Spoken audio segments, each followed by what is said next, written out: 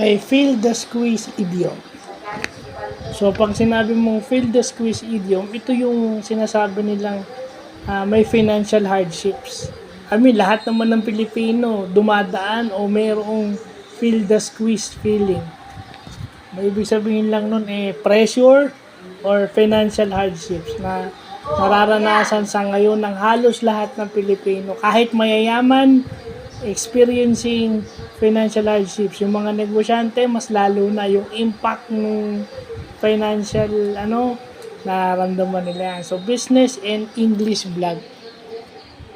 Ito kasi is English idiom, pero pwede natin itong ilagay sa finance, sa economics, at saka sa business.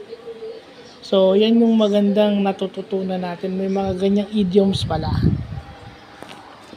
So, yan yung mga importanteng nabablog natin. Napaka-importante pa lang yan. Hindi ko alam yan, ngayon lang.